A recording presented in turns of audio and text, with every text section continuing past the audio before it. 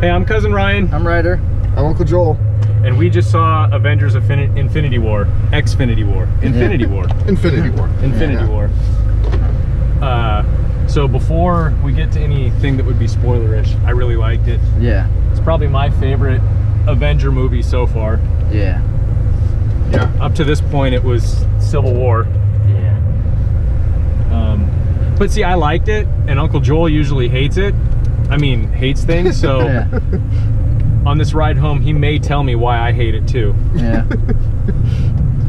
He doesn't get much of an opinion. I don't know, Joel, you want to go ahead and start this? Sure. So my main worry with this movie was that there wouldn't be enough time to really explore the characters and develop them well. Mm-hmm. But I think that's what they did with the previous movies. Yeah. And the way I picture this movie was like a kid who has to buy all of the toys and he gets them all set up how he wants to. And then this movie is them just getting to play with their toys. Okay. And that's exactly what it was. It was just Gotcha. a lot of fun getting to see characters interact in ways that You would never see them interact before. yeah, so like, you know, watching Thor interact with the Guardians, or Yeah. Yes, that was Like Thor with really Groot good. and Yeah. Rocket. yeah. So just a side note, I want to share what happened while we were there. So in the middle of the movie, or maybe more towards the start, some guy just started going like bonkers. There's a good one. I was trying to think of something nice to say. Yeah. Came in and out of the theater once, carrying bags, not carrying. It was weird, and he ended up getting escorted out, and they stopped the movie for a minute and turned all the lights on. I've never seen a movie theater get so bright, but the manager came in and apologized and gave us free passes to come back, so we saw the movie for free. Yeah. Pretty cool. Yeah.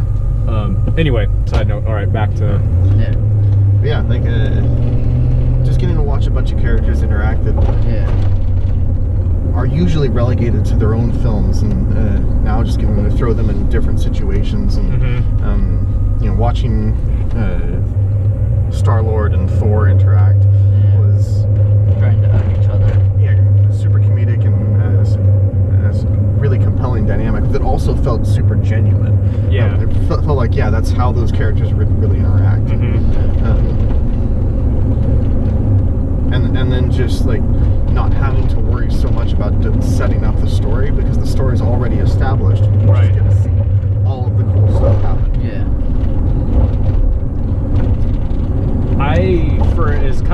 I mean, it wasn't like lighthearted. I thought the humor, there was a good balance between the action and the humor. But okay, before I say any more, this is like spoilerish now for sure. It got very dark towards the end. Okay, thanks. I was gonna give him a little chance to not listen, but yeah, it got super dark. Which I thought was good though. Yeah. There was, you know, the scene where Spider-Man basically vanishes in Iron Man's arms was like, whoa. I mean, I'm not gonna get emotional here, but I think that was about as emotional as I could get over a superhero movie. Yeah. You know, I think the last time I felt something that made me not grieve, but I definitely felt the gravity of the situation was the end of The Dark Knight Rises, when, you know, Batman sacrifices himself for the city, or at least makes you think he did, you know. So it's not that often that a superhero movie can do something like that. And beyond the fact that they were able to do that, Tom Holland pulled it off super well. Oh yeah. He did. Yeah. Oh, when at that point when he's like, no, don't let me, you know, don't let me go, or I don't want to go. That's what it was. It was like, wow. Yeah. My heart just sank south. And the only like saving grace with that is, you know, there's more Spider-Man movies coming, so he can't, you know. Yeah. I mean, I hope they don't leave him dead. He's a great Spider-Man. Yeah. There's definitely a lot of room for other sequels for that, or just like other endings. Like if they just made a movie with different endings, that could work pretty well. And we don't want to we won't spoil everything, but definitely stick around for the after credit scene. Yeah. There's just one at the very, very end, but it's worth waiting for sure. Yeah. And Joel told me why it was worth waiting for. I didn't know off the top of my head. Yeah, and in so many of the other Marvel movies, it's just an entertaining bit or just a cool nod to like another movie coming up, or well, this kind of was. This has an element to that, but it also feels like it was very much intended to be a part of the movie. Yeah. Whereas the other scenes in other movies could have just been tacked on as entertaining Easter eggs to be thrown out there. Yeah. But yeah, it felt very cohesive as one whole thing. I would agree. The Stan Lee cameo was very good. Oh yeah, at the very beginning. Yeah, you can't miss that one. He was the bus driver. Yeah. Peter Parker was on a field trip, and Stan Lee's the bus driver. Yeah. Very briefly though. His cameos get a little bit shorter every time, I think. Yeah. Yeah.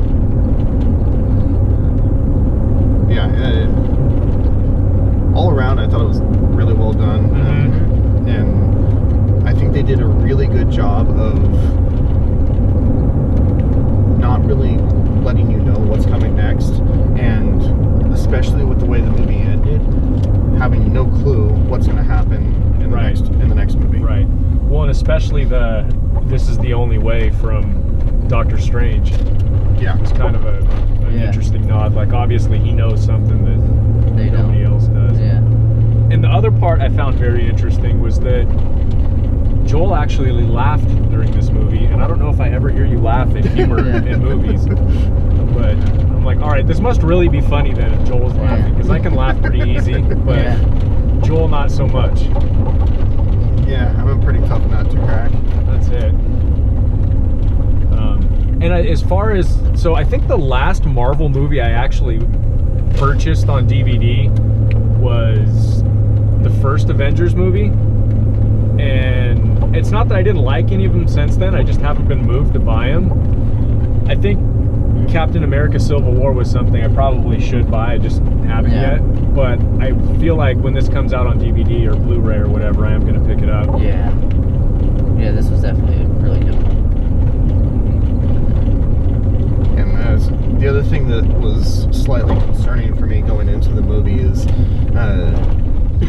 this movie in particular is like the culmination of the last 10 years of movies. Yeah, which is crazy to think. Yeah. And it's like that's a huge weight to take on, and like how are you going to live up to that? Exactly. But they did.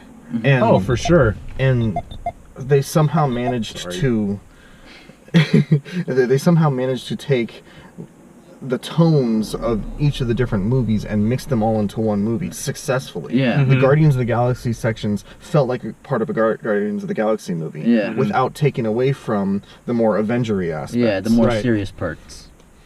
I agree with you 100%. Yeah. Yeah. This is weird. I know. And I still like the movie after talking to you. Yeah. Which very rarely you happens. Get to stay. It almost makes me feel useless. Kinda. You didn't ruin my night. You actually like validated my evening. Yeah. That's awesome. I have been sick though. Oh well, that would explain it. But an off day. Yeah. Final thoughts, or is that it? That's it for me. Ryder, final thoughts? I liked it all around. It was pretty good. I liked it too. So anyway, I'm your cousin Ryan, and we had a good night seeing Avengers Infinity War. So for cousin Ryan, this is Uncle Joel. This is Ryder. We should probably give you a nickname of some kind. Yeah, I don't know. Yeah, we'll figure it out. Anyway, you get a chance, go see Avengers Infinity War. It's a fun time. And if you shed a tear at the end, well, I don't blame you. All right. Good night. See ya. Good night.